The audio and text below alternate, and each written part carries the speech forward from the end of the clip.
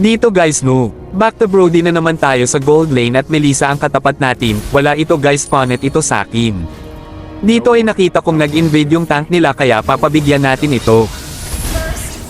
Ganun dapat laging aware sa mapa para makarespo agad. Balik na tayo kay Melissa at mag level 4 muna tayo at titirizer natin ito.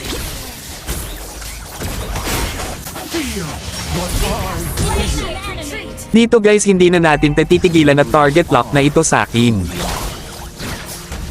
Feel what I last. Feel what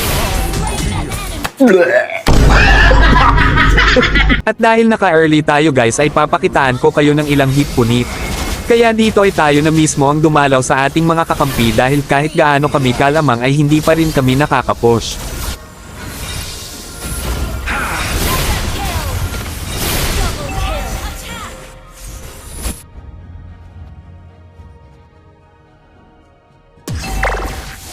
feel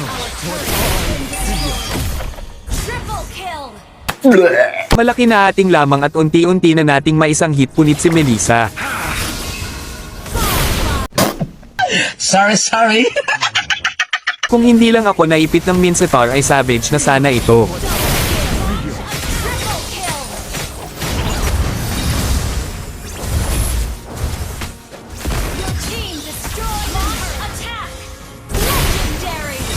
Ay, sus! Dito mga lods panoorin ng maigi, punit si Melissa walang duda.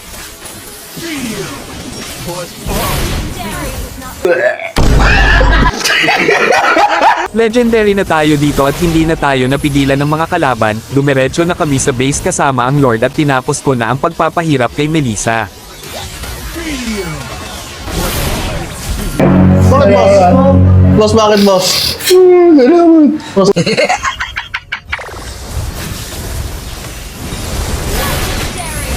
Ang mag-follow pala ay gwapo. Oh, lol.